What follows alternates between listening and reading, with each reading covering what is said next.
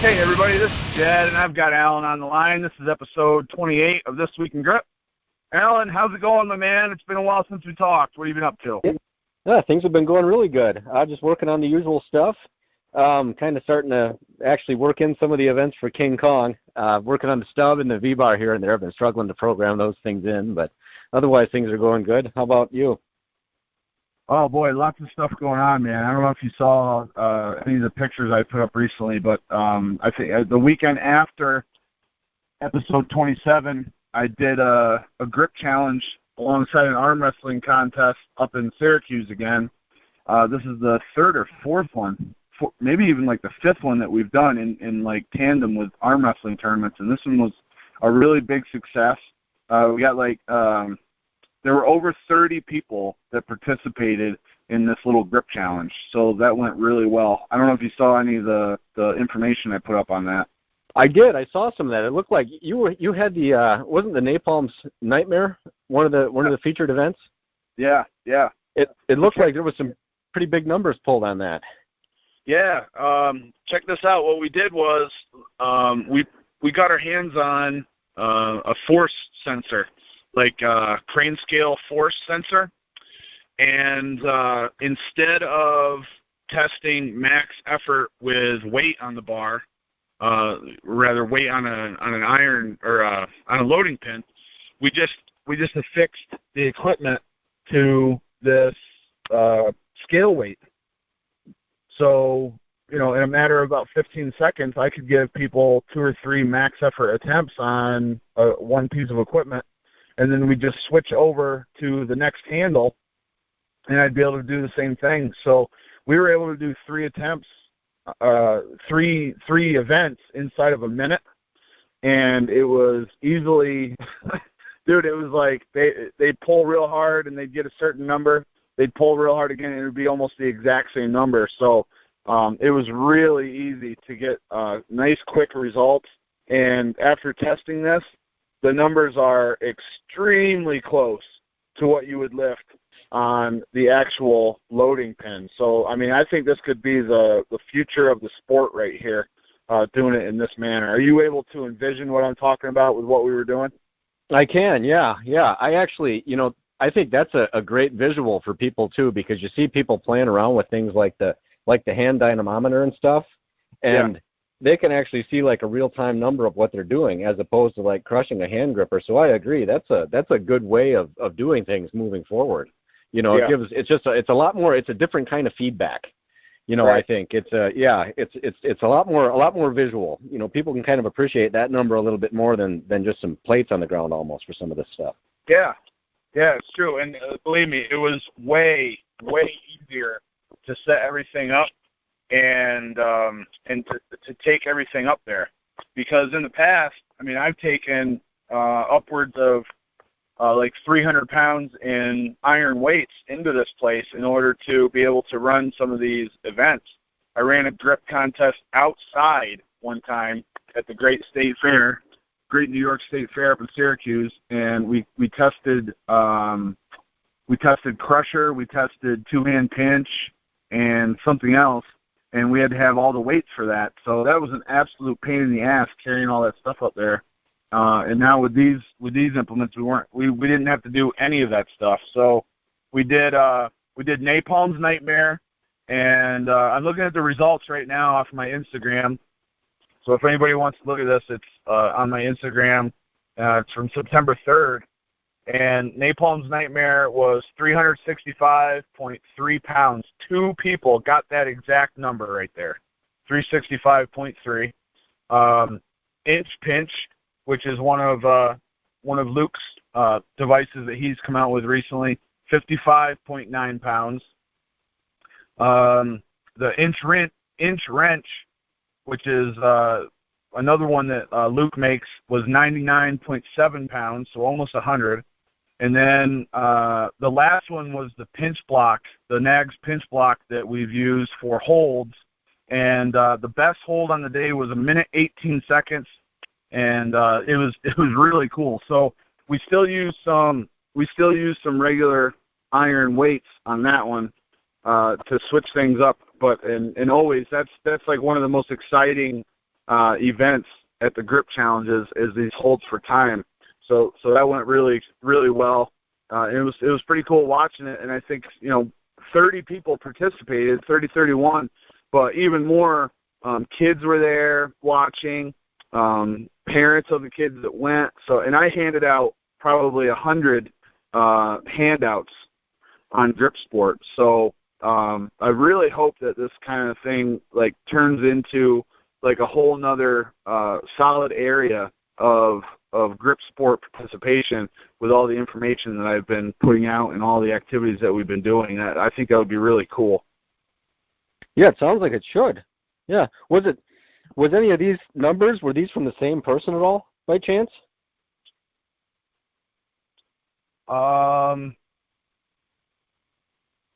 Competitor-wise, I'm just curious if one guy kind of came in and hit all these top lifts, or if this was busted up from a few different people. I want to say, so that the Napalm's Nightmare lift of 365.3 pounds and the inch-wrench lift of 99.7, I want to say both of those were done by the same guy. This guy is an absolute athletic specimen, a total freak. And once again, he's in the 200 or the 93 kilo class. His name's Devin Lee Brown. And I'll give you his handle. You got to check this guy out. Hopefully this will load while I'm sitting here. Brown. So Devin Lee is like Devin and Lee, all one word, and then his last name is Brown. This isn't really loading right now, but I can't remember his name, his Instagram name. I'm hoping it would just pop up here. Big RT, Ryan Thomas was there. He's been to one of my competitions at my house and a couple of the ones that I've held up there. Yeah, the stuff isn't loading on Instagram like it should. But I'll get that name for you. There were some really big lifters. There was a Robert Blodgett, Blodgett, that he's a young guy. I would say he was in his 20s, and he didn't stick around for the whole contest, or else he would have been one of the top finishers. And also there was Sean Zadora. And all these guys are arm wrestlers, by the way, but Sean Zadora and this Robert have been in the upper weight limit classes, probably the unlimited class in Grip Sport, and they were just monstrous dudes, very, very strong. But this Devin Lee Brown in the 93 kilo class hung right with those guys. His strength is just amazing. He's a amateur MMA fighter. He was in town in order to go to a nearby Ninja Warrior training facility. What else has he done? I think he's been a physique competitor. The dude's in tremendous shape. He's an absolute specimen. And aside from his forearms looking like big, meaty Popeye cable enveloped forearms, his hands are just huge. He's got mutant hands. So he immediately can span that body weight difference that he has because his hands are just freaky. So I would expect to see more out of him if he takes interest. I would see him immediately go to the top of the ranks just because he's so athletic and so strong and has such big, meaty hands. Nice. Glad to hear there's another one out there. So this guy didn't do any arm wrestling at all, though. He kind of comes at it from a different side of things, though. Well, he was there arm wrestling, and he competed. Oh, he was? Okay. Yeah, I think it might have been his first arm wrestling tournament. Don't quote me on that. But he hasn't done a lot of them. So he's still new to the sport at the very least, and I guess he did pretty well. Another guy, so the way that this is how I totaled everything up, because I was a one-man show, so it was kind of tough, and I didn't have my laptop. So I took all the weights that they added, and then I totaled it all up together along with the time that they held the pinch block, and I got an aggregate total. So the total that they lifted was kind of their score for as far as their contender status. And it came down to Devin Lee Brown, and then I want to say this Ryan Blodgett, but he had left. He came there with his parents. His weight class or division or whatever in the arm wrestling tournament was over around 1:00. So he took off, and then I stuck around until 8. So we had the finals, and the guy that took part in the finals was a gentleman named Chris LaFleur, and he's competed in grip sport before at Eric Russin's place up in Canada. And I think he's a seasoned veteran in arm wrestling. So he's another really, really strong dude, got some big forearms on him. And what we did was we kind of had a face-off, and I just had them do hex head holds with 20-pound dumbbells, just kind of like an inverted dumbbell lift and hold. And I didn't allow them to wrap their fingers over the edge of the straight sides. I made them stay right on the vertical plane, and I had them keep their fingertips and thumb tips out of the print on the dumbbells. And they had two of the exact same dumbbell. They were from a pair, and I just had them hold there for as long as they could. And Chris LaFleur really impressed me, dude. It was crazy. He held his dumbbell for over 3 minutes. Huh. His arm must have been lighting on fire by the end of that. Oh gosh, I took part in that, the strongman show I do every year at the Mason's Hope fundraiser. I don't know if you've seen pictures and videos of that before. I have, yeah. Yep. Yeah. So I kind of did that this year again. I didn't do a performance, but I held a grip contest and just had people hold 15-pound weights. And the best that anyone got was like 4 minutes, and then they all challenged me to do it. So I held like 5 seconds longer than them. And my hand, dude, and forearm were so stinking sore after holding a 15-pound dumbbell for like 4 minutes. I can't even put it into words. It was crazy. So I can't even imagine how bad a 20-pound hex would have felt holding it for 3 minutes. I think it would have been even worse. So Chris LaFleur took first place, and then a woman named Andrea Lalone, I believe is how she pronounced her last name. She took the women's division. Now, she was the only woman that competed, but I invited tons of women to come up and try this because the first place winner in each division was going to get a salmon trip. They were going to get a seat on a salmon boat to go out and fish for salmon. So I was trying to get everybody involved. It was only a $5 entry fee. So, anybody could go out and have this awesome experience. So, but I couldn't get the ladies to compete. That was the one thing that they just weren't comfortable. And then Andrea was either the wife, girlfriend, fiance, etc., of one of the other male competitors who also did really well, put up good numbers. And she did great. I mean, she beat some of the guys that did the events. So it was a great day.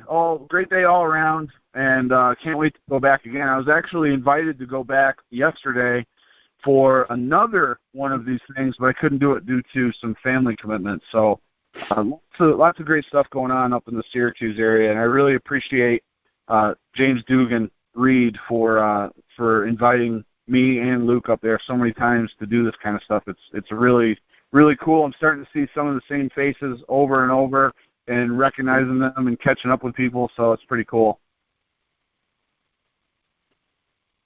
So was that guy with the last name of LaFleur then that wound up winning the salmon fishing trip? Yeah. Yep. Yes, he did. Nice. That sounds like a lot of fun. That's actually something I've wanted to do.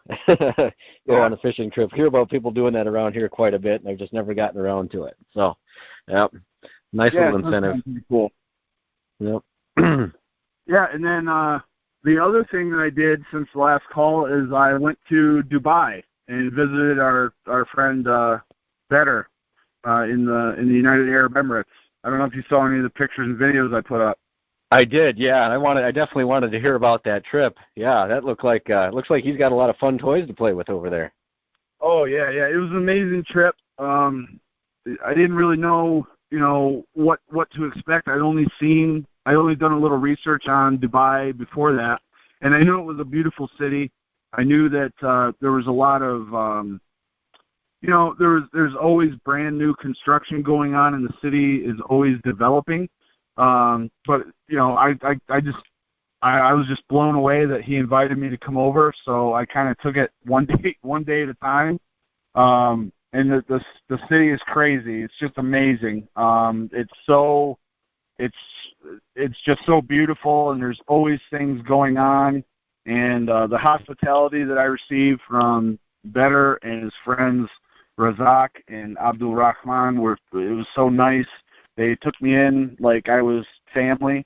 It was amazing. That you probably remember a couple of years back, he invited Yuha and Ivan over, and they did all kinds of stuff. And I think I was able to see every bit as much as Yuha was able to see and do, plus some, just because there's more stuff there now than 2 years ago because construction projects take place so fast over there. So, man, it was just totally awesome. Yeah, and he's got a lot of cool grip toys over there. He's got pretty much all of the Silarukov handles. We've talked about those a few times here on. Yes. Yep. Yeah. Does he have any of the Silarukov blobs at all? No, he didn't have any of those. But he did have he had at least one Fat Man blob, half 100. I think he actually had two, and one of them he said that he bought from Paul Knight. So I don't know if he got them both from Paul Knight as a dumbbell, or if they were cut up from the same dumbbell and shipped separately, or what. But he had two that were half 100s. One was the 100 side, one was the York side. I smoked them easily. That was no problem. They had a really good patina to them, good texture. They took chalk real well, so they weren't much of a challenge. I think I was able to even lift them without my index finger on there, but I didn't want to do too much of combinations because I haven't done that in so long. I didn't want to tweak a finger real bad. But what he had, and this ended up being my nemesis for the week, was he had a 30-kilogram heavy grip tools blob. And I was able to break it off the ground probably half dozen times over 2 workouts, but I was never able to lift it up. I've never been so upset with myself with a training session and a feet item in my life. It was just so crazy because I knew it was so close and I couldn't quite lift it all the way up. Has anybody picked that one up before? No, I guess not. Oh, okay. Well, at least not that particular. That particular one has not been lifted. It is very possible that others have lifted them, in other places in the world. I think that he pointed to one of the Finland competitors, and I can't remember the name he told me, so I can't tell you who that was. But I'm pretty sure that I've seen that people have lifted the 30-kilogram heavy grips blob. I just can't think of who they were. It felt good. Like it wasn't something where it fell out of reach. Like I said, I was able to break it off the ground several times, but like once I got to about the 3-inch mark where it would hop off the ground, it would just swing on me, and it was like my fingers and wrists were not strong enough to keep that thing and hold it at bay. So that was kind of frustrating, I'll be honest with you.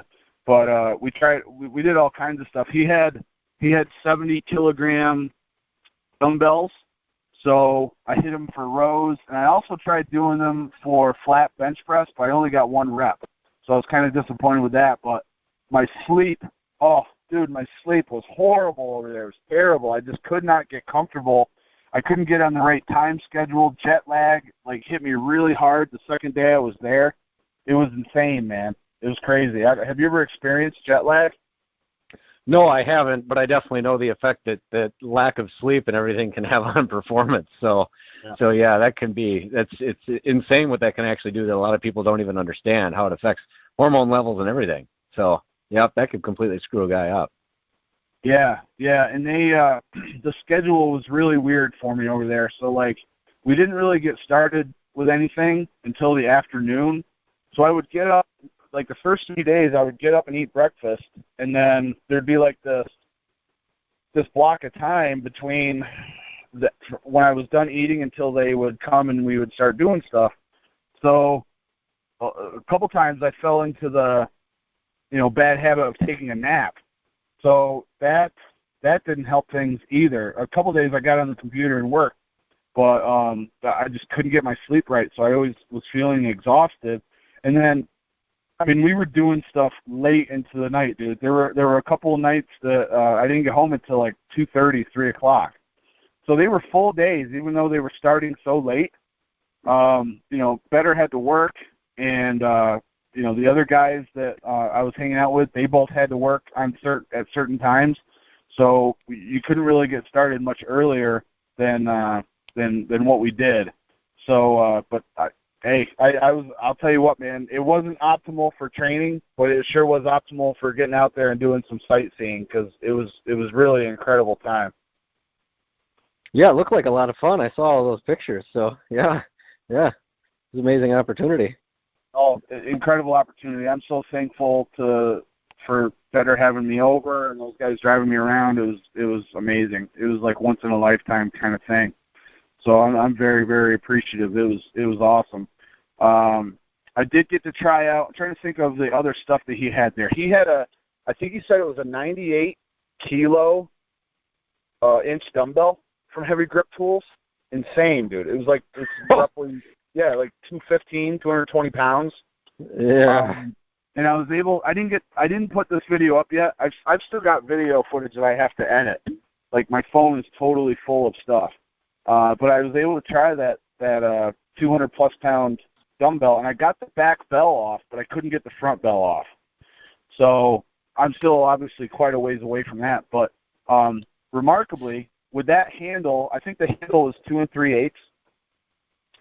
So with that handle being a little bit smaller, I'm actually able to perform a little bit better on it than my Death Grip bell that weighs 187 pounds. Oh, sure. So, yep. Yeah. So the Death Grip bell is 2.5. So without a doubt, for me anyway, the handle size is even more difficult and challenging than just the weight of the dumbbell alone. It was very interesting because I was like, oh wow, this back bell is coming up. I might be able to lift this thing, and the front just never came up. But I'm not even able to barely even do that with the 187. So the 187 is actually harder. Yeah, that's my assessment too. It's strange what that eighth of an inch can do, but it's a huge difference. That's for sure. Yeah. He had a Heavy Grip Tools inch dumbbell that was I believe 80 kilos. He said that was pretty easy. I was able to lift that pretty easy, especially the first day, because I wasn't so super exhausted the first day as I was the second day that we trained. That came up pretty easy. I did try the Silarukov rolling handle, the 2.5 inch, and I would say that's a little bit easier than the 2.5 inch crusher from FBBC. Okay, interesting. I always wondered about those. Yeah, because we put both handles on the loading pin at the same time, and I was able to lift whatever weight it was with able to do the Fat Bastard handle. So it was the exact same weight, but I wasn't able to do it with the 2.5 inch crusher. So that's just a little bit harder in difficulty. Don't know if it would be size or action of the handle or what. Maybe it's the fact that you have more weight in your actual hand than what's lying beyond your hand. Who knows? But just for strict comparison, the 2.5 inch crusher was a little bit tougher. Cool. I'll tell you what, dude. Holy cow! He's got these 510s there that were super hard, bro. It took me forever to lift those up, and I can usually murder 510s with no difficulty at all. So I've done 610s before. So these things were really, really slick. The paint job on this thing, it felt like geese goose shit, as my dad would say, grease goose shit. So they slide right out of your hand. I had to do this weird trickery in order to get them to stay together to lift them. I couldn't just pick them up straight, and like cocking my wrist in order to lift them didn't work either. I had to do like a reverse cock, try to lock the plates there, and then try to go into the wrist cock position without them sliding in order to lift them. I've never had to be so innovative with 510s in order to lift them. It was crazy. And I think Derniat has the same exact 10s at his gym, and those are the ones that we use in the medley each year. So they looked exactly the same and they had the same feel. So they were pretty tough. I did end up doing 510s in one hand and then the blob in the other hand, but I didn't. They splashed right out of my hand, the 510s, before I could put them down under control. They were just super tough. What brand were the 10s? Man, I can't remember. I don't know, and I'm not even sure if I got any pictures of them. I'll have to write and ask, see what kind of 10s they are. They weren't like overly wide or anything. They weren't overly tall. They weren't any different from any other 10s that I've tried necessarily, but except for that paint job. And we really had to chalk on the inside of the plates real good in order to get them to stick together before we were able to lift them. 410s wasn't too bad. Even Razak was able to lift those. That's one of Better's friends. But 510s, no one else was able to even break them off the ground. I believe Better said that he's been able to get them in the past, but wasn't able to do it while I was there. He did do I think it was a Blob 50 clean and press while I was there, and I think I put that up.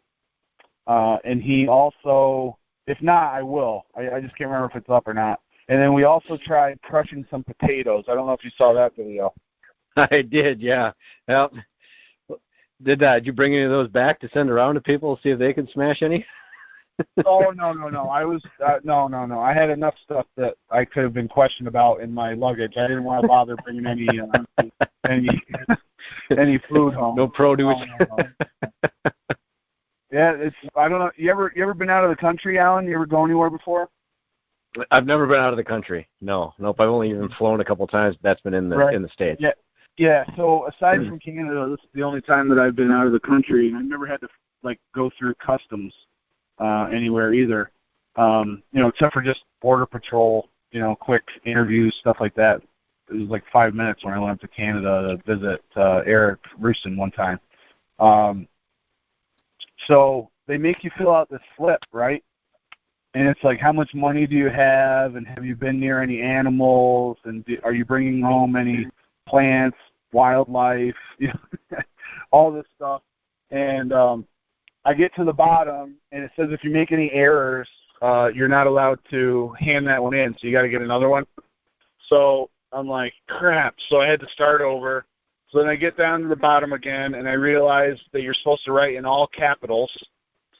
So I had to get another one. So finally I filled out the third custom sheet.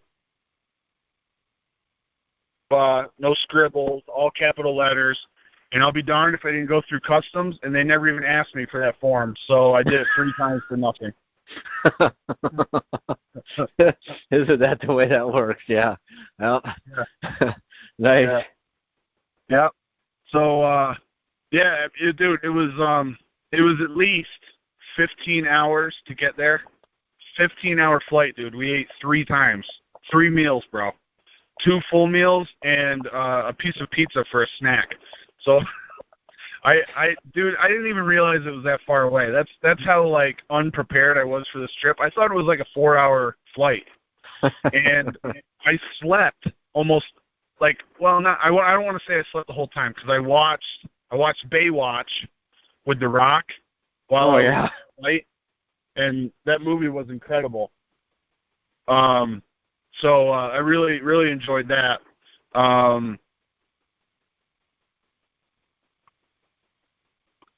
Hold on, Alan. Right. What? Yeah. I'm on a podcast, so I'll have to let you go. I like how these guys see me talking on the phone, and they just think I can start talking to them. Tony Drip here, brother. Get out of here. All right. Baywatch was real good. So then, but the rest of the time I slept, dude. So I didn't even know how long the flight was. I was asleep a lot of the time. And I get off, and I was like, yeah, that felt like it was about a 6-7 hour flight. They're like, what are you talking about? It was 15 hours. So, yeah, it was pretty crazy. It was 14 and a half on the way back. It was almost exactly the same amount of time. That must have been a decent airplane then. What? I'm sorry.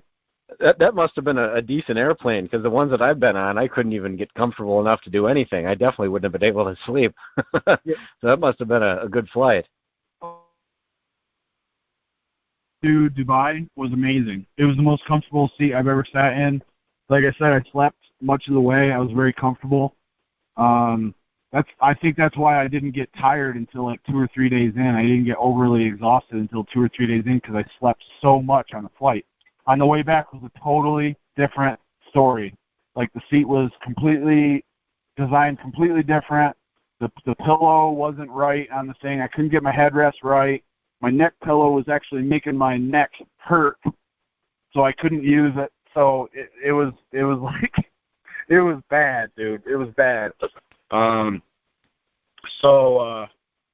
man, I don't know. I can't think of anything else, man. It was just such amazing food. It was just incredible, bro. I can't even put into words how amazing it was. Was there anything else that you saw in the pictures or the videos that you want to know about? Because I'll tell you all about them, but I'm kind of like drawing a blank right now. No, I was actually really curious about the potato, to tell you the truth. Was that a feat? Had you ever experimented with that before, crushing potatoes? As far as I can remember, I don't think I've ever tried to do that. If I did, it was probably way, way, way at the beginning when I first got into this stuff and had absolutely no chance. But that felt so hard to me, digging the thumb in like that. He crushed one easily with just his thumb. He like drove his thumb right through it. And, you know, it happens when you don't even expect it. So the piece just flies off. He didn't even know where the pieces were going. I was like, yeah, it's 15 feet over there. So they really fly. But I couldn't, I don't know if it was like out of my power range or if I'm just simply not strong enough to do it. It was really hard. They were also really cold. I think he took them out of a refrigerator. So it felt weird in my hand squeezing on something so darn cold also. Sure. I was curious about that one, because that's something you hear about once in a while, but you don't see a lot of people doing it. Yeah. So I didn't know it. You know, it would seem like a cheap thing to get into. You know, potatoes are readily available and they don't cost much. So, yeah, especially if you know that you're going to like cut up some mashed potatoes.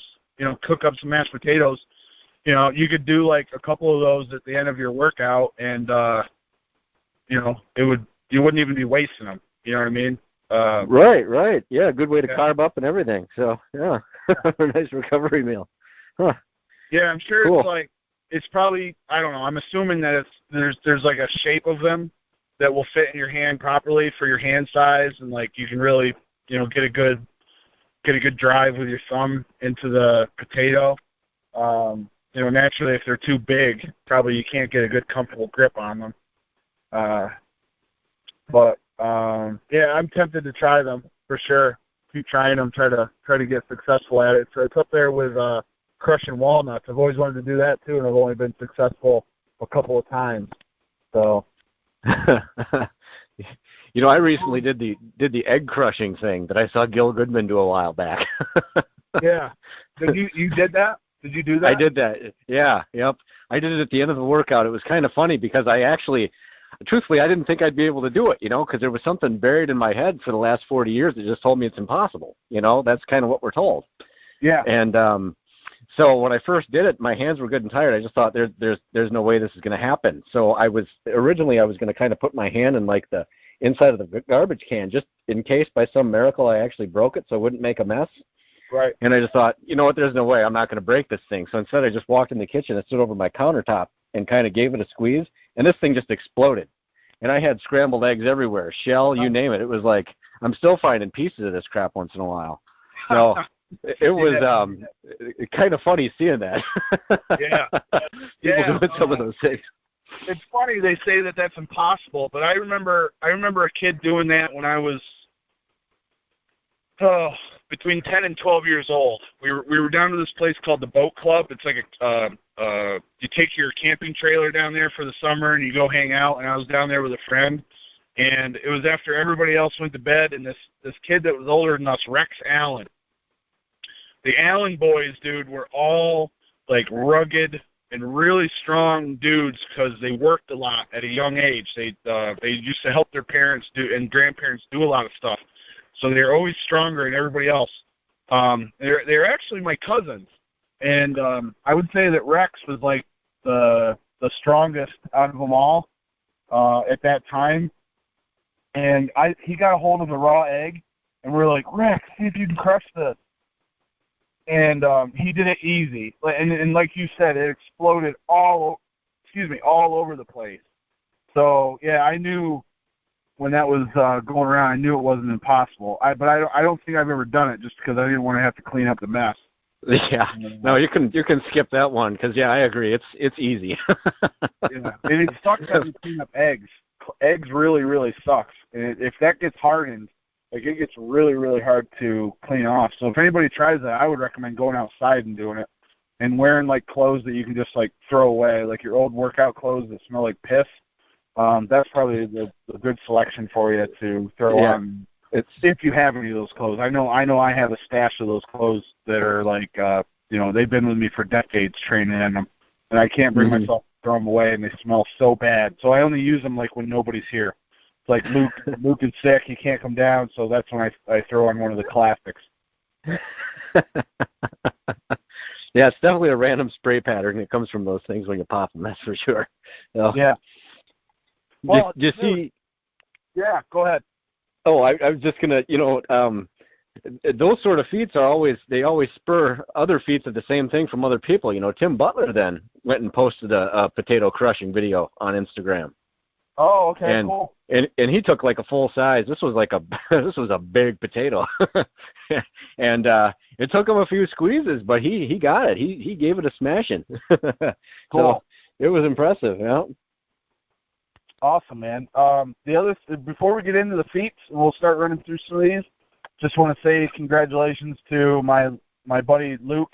He got married on like September 2nd, and it was the day before the arm wrestling thing contest I did at the arm wrestling thing. So not only did I pound a bunch of beers at his wedding, then I had to go up there and run that contest the next day. So that was a full weekend right there. But they've been on their honeymoon out west, climbing a bunch of trails and hiking and doing all kinds of stuff. So I think they're back sometime today. So congratulations to them. Yeah, I saw those pictures. It looks like they're having a real good time out there. That's some real pretty country. Yeah, no doubt about it. Cool, man. So you kind of got it started with Tim Butler's Potato Crush. What else have you been seeing, dude? I'm going to bring up my list right now. Well, yeah, Tim. Just to stay on the topic of Tim Butler, he had a couple other nice lifts he had hit out there. He had a big 305-pound lift on a 2-inch V-bar, which was impressive. So yeah, so he's going to be in the contender list there at King Kong for sure. He didn't even have any chalk sticking to that thing yet. So he'll be pulling something monstrous. And you had mentioned at your contest you just ran out there. About the I think you said you're using a 20-pound inverted hex lift for time where the guy held it for like 3 minutes. Yeah. And Tim, he's been killing it with those himself. He had a 40-pound inverted hex with 30 pounds added. So that's a 70 pounds total. So his wide pinch is through the roof right now. That's a pretty solid lift. Yep. Now, have you seen anything? Has he made any statements that he was going to be coming to King Kong? I hadn't seen anything like that. Some of his stuff kind of slips through a little bit here and there because he doesn't always use the hashtag This Week in Grip. He uses some other things, so I kind of have to go looking for it. But I was just judging by what he was using that he was going to be doing it. I guess I haven't seen any stub lifting out of him yet, but I imagine that's got to be a pretty solid number. Oh yeah, sure. Yeah. Cool. Hey, did you get any of those cool decals that Todd Beecraft was selling a few weeks ago? No, I didn't. I actually should have, and I wish I would have. They looked really sweet, though. Yeah, did you pick any up? Yeah, I did. I got a handful. So if you want one, I can shoot one over to you. Oh, sure. Yeah, that'd be great. Those look awesome. Yeah, I like those a lot. Yeah, they're pretty cool. And I would say the first person that leaves a comment on this video and asks about Todd B. Craft's Halt decals, I'll send one to them as well. In fact, that's probably a good time to remind everybody to hit the like on the videos, subscribe to the channel, and use our hashtag ThisWeekInGrip to help us be able to find your posts a little bit better. I had all that information saved on a sheet on my laptop, and then I had to come down here in order to do the call, so I don't have that now. But last I looked, you were right near 400 tags for This Week in Grip on Instagram. Do you have the latest tally, Alan? Yep. 471 posts right now.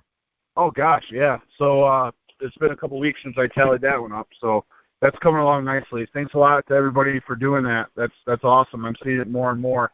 Well, just as they come up on my Instagram, so thanks a lot. I don't know if Todd was planning on getting any more of those decals. Do you know, Alan?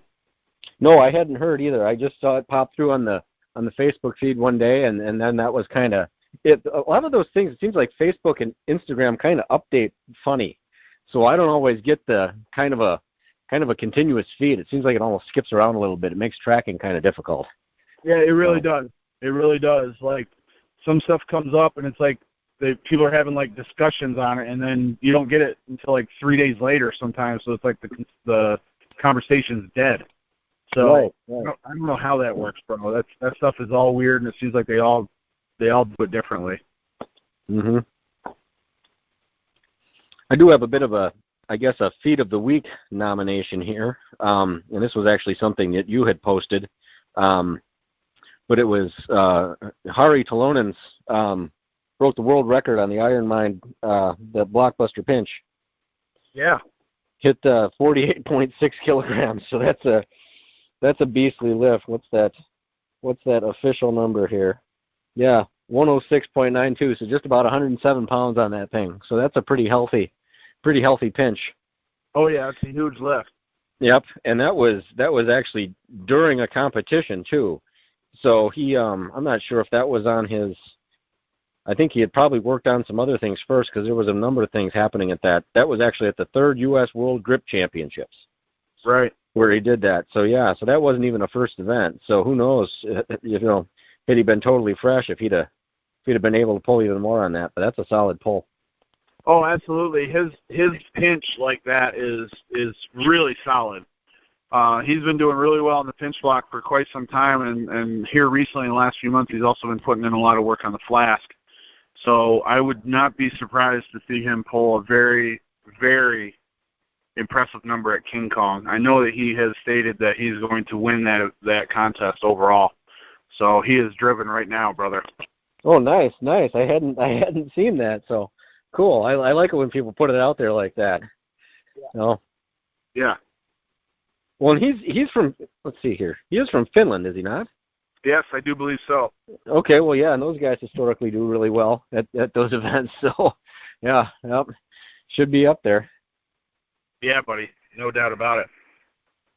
I found a woman lifter that you should check out on Instagram. She has a couple videos that are grip oriented and like climbing oriented, and overall hand and arm strength oriented. So I've been following her to try to maybe steer her towards grip sport a little bit. I don't know her actual name, but this is her username on Instagram.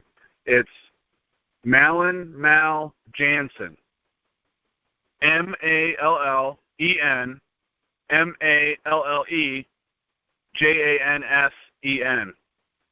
Mallen Mally Jansen. So check her out.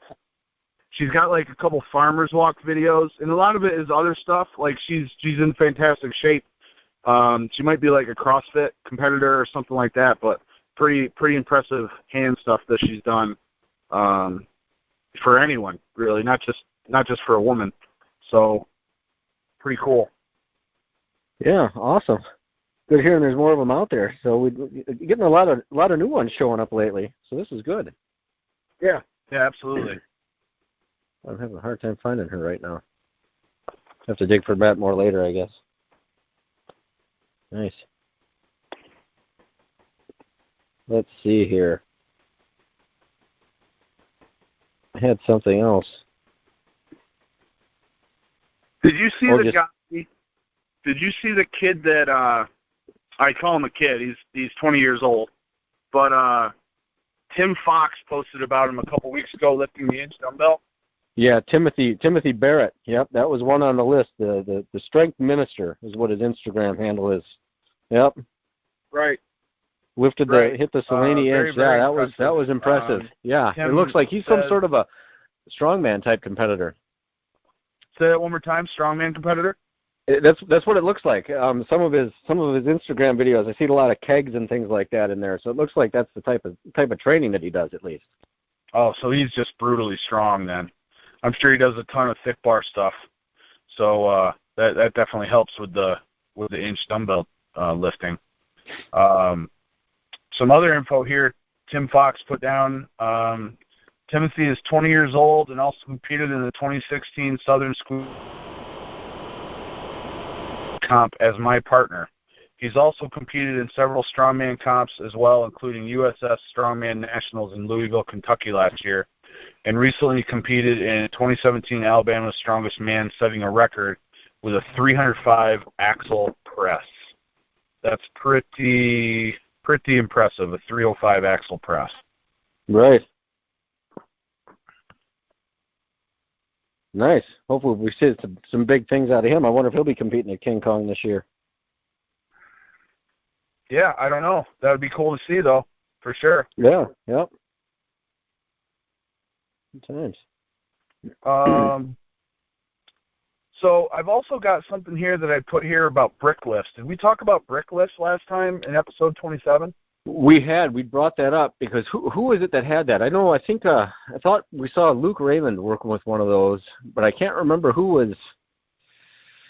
I don't remember the name, but I know that had come up recently. We were starting to see kind of a bit of a resurgence in that almost, it seemed like. Yeah, my friend, excuse me, my friend Joe Sullivan, that's also from the Syracuse area, has one of those stackers from Iron Mind.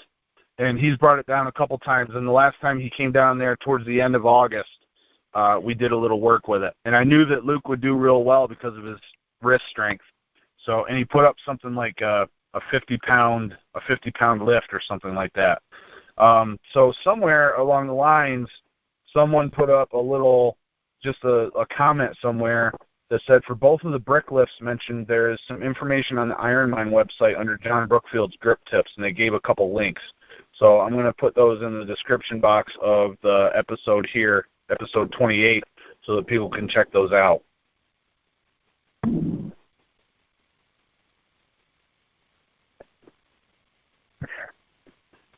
still there, Alan? Yeah, yep, I am. Oh, my phone is being really weird, dude. That's why I asked. Yeah, no, you were cutting out just a little bit there, but I was still able to pick up everything, it seemed like. So, all right. We're doing all right. There, like I said, internet and service is really bad here. I'm way away from my house. I'm like 3-4 miles from my house right now, and the 4G keeps blinking on me. So I apologize. But basically, what I was saying there was someone left a comment somewhere. It might have been on Facebook too, and I don't know who left this comment either. But for both the brick lifts listed, there's some information on the Ironmind website under John Brookfield's grip tips. So I'll put that comment and the links in the description box under episode 28. So if you want to find out more about brick lifting, check out the description box to be able to see those links.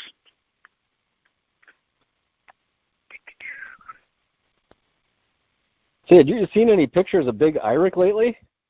Yeah, dude, he's slimming right down, man. He is. He's looking really lean. Yeah, I saw Barrel Strength had posted a picture of one of his flask lifts. He hit the 47.1 kilos on that to lockout with a nice pause at the top. But I couldn't think, geez, he is definitely trimmed down. So I don't know if he's been working on that running thing that he was talking about a while back or not. His strength is staying up, it seems like, for sure. So good for him. But yeah, he looks great.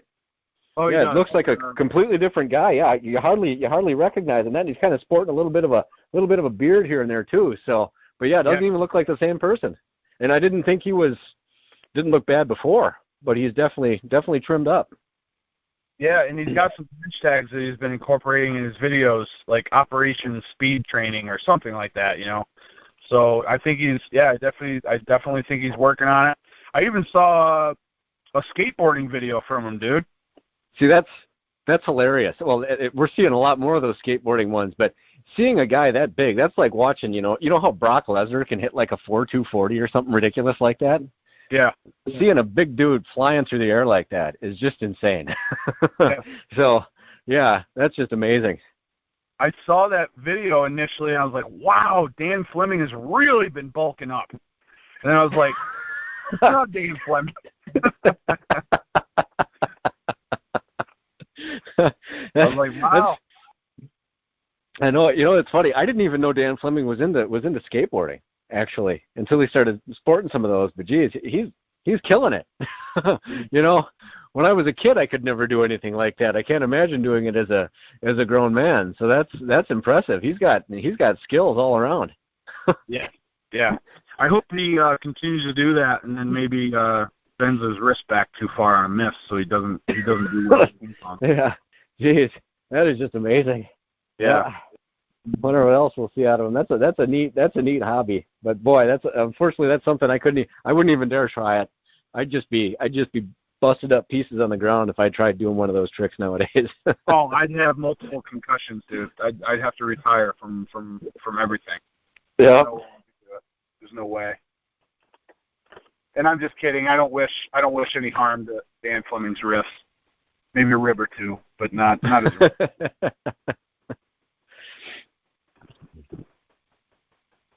Boy, it is a beautiful day out here, just like that guy who pulled up alongside me and wanted to talk said. It is really hot in this car, too. So hopefully the air conditioner that I have running doesn't come through on the phone. Well, what's your weather like there? What is your temperature these days? Things have really shot up around here. Yeah, it's 83 right now. It was like 63 for like a couple weeks. Oh, yeah. We were getting down into the 40s and everything here, and then all of a sudden, bang, we've had a couple 90 degrees lately. So I'm not liking that. I'm kind of more of a cool weather fan. Yeah. A little more my style. For sure. Well, I found a study, Alan, and we're not going to have time to cover it today, but I found a study, and it's titled Finger Size Does Matter in Sports. So we're going to have to talk about that sometime in light of some of the discussions that have been on the grip board recently. But on that note, Alan, have you seen anything big on the grip board? Because I've been so busy in my travels, I haven't logged on in probably a couple weeks. You know, I haven't. There hasn't been a lot of stuff that had popped up there. The last thing was kind of, you know, when Bader got the MM1, and it looked like MM2 was on its way to him. Other than that, though, it just missed arriving while I was there. It was in the post office the night I left, and the post office works different over there. You can't just go over there and pick stuff up. They need like 3 hours lead time in order to be able to do that. And he didn't get the notification until the post office was almost closed. So otherwise, he would have liked to have taken his attempt while I was there. Sure. Yeah, that would have been awesome. Yeah, no, that was the only other big thing that I had seen specifically on there lately. So, okay. Yeah. Well, the last thing that I'll throw out there, I saw this on Instagram, and then I know you got to go, so we won't go over the hour mark today. Nathaniel Days did this really cool card tearing where he did it like between and underneath his legs. So it was one of those things where you make it harder on yourself to perform the tear. It was really impressive. Did you see that? I missed that one, but I've got a different one that I'll suggest right after this. No, this sounds interesting. I'd like to hear more about it, though. Yeah, so it's right on his Instagram. He's been putting up a lot of card tearing stuff recently, and I've always thought card tearing was like a really good feat you can start out on for feat of strength training, because it teaches you how to create tension and be able to manage that tension so that you can get real tight but also stay loose enough to perform the feat. And then it's a really, really nice way. It lends itself to progression. So you can start out real light and work your way up, and it's not super expensive. And then it kind of allows you to branch off into other feats of strength. So even though it's like kind of a beginner level feat, there are ways to progress with it so that it gets a lot harder. And that is one of the ways to do it, where you do it like in bad positionings. I've seen people do it with their arms outstretched in front of them, arms outstretched up above their head. I've seen them do it behind their back. This was the first time I remember seeing anyone do it all twisted up with the cards behind their legs, though. I'm gonna have to check that one out. Yeah, the one that I just caught was he did the cards behind the back, but he notched the deck. Oh yeah, for sure. That's really tough. Yeah, yep. So that was pretty cool. So, yeah, I've actually lately I've been messing around with more card tearing. That's actually quite a bit of fun. Cool. So it's neat to screw around with, and it is real cheap. You know, we can get a deck of those Mavericks for like 88 cents at Walmart where I live. So, you know, it doesn't break the bank either. So that's a good deal. Whereas bicycles, you know, those are a lot more expensive, like $3 a pack or whatever. So, yeah. But yeah, it's a lot of fun. For sure. So that's one of the things you've been working on recently is your card tearing expertise. I have been, yeah. So every workout I try tearing a deck, and I actually quartered a deck of Mavericks, and you know, I don't know how those rate up with other cards though, because you know, I don't know if that's like the plastic store-bought gripper of card tearing, you know, as opposed to like Iron Mine Captains of Crush or something like that. Because you know, like the Mavericks for me, those were like a lot easier to tear than like a deck of like the casino cards. Right. You know, and those seem really miserable. And the casino cards actually seem really sharp too, like they want to cut my hands for some reason. Sure, but, yeah. And they'll open your thumb up just like pinching does. Yeah, yep. But I really got to fight like you wouldn't believe to get through a deck of the casino cards. And the Mavericks, it's a lot simpler. But yeah, it takes a lot of getting used to. You know, it was the longest time I couldn't even do anything. So it's a lot of fun to play with, and it's nice and cheap. I do it at the end of the workout, just kind of try to burn things out. It's kind of my idea with it. So yeah, there you go. A little bit of fun here and there. Yep. Yeah, good idea, dude. Cool, man. Well, another episode in the books, dude. I still have some things to cover from the last couple of weeks, but we'll get to those next time. What's your schedule look like for next weekend, dude? You going to be around? Yeah, yep. I should be around. Should be free just about. Yeah. Most any time I would think on Sunday. Yeah, this week got screwed up. I went to a Minnesota Twins game yesterday. We got back at like 2:00 this morning, and yeah, so everything I missed all day long yesterday, you know, I had to catch up on today. So it kind of throws a wrench into things. Right. Was it a good game? Well, they lost. I think the final score was like 6-2 or something like that. It was a work outing for me. So the company once a year takes everybody to the game. We jump on a charter bus. They buy us all tickets and give us, you know, spending vouchers for food and stuff like that. So we're right out in right field. So we had really good seats. It was actually a lot of fun. I'd never been to a Major League Baseball game before. So neat seeing it. Yeah. Cool, man. Glad you got to experience that. That's a lot of fun. I haven't been one for a while. The last time I was at was the game, I want to say maybe 2010, maybe, but it was the game where Alex Rodriguez hit his 600th home run at Yankee Stadium. That was really, really cool to experience. Nice. Yeah, I bet. Sweet. Yeah. Yeah, we didn't have a whole lot of home runs at this one. There was a few, but that was about it. So fun nonetheless, though. Oh man, so we'll get back more on a regular schedule. Not as much stuff going on. Picking up some shows. So I'll see you next weekend, buddy. Why don't you take it away? Sure. All right. Well, that's episode 28 of This Week in Grip. Up to 471 hashtags now. So let's keep working on that, everybody. Make sure you leave some comments down below, and we'll be back next week with another one. We'll see you then.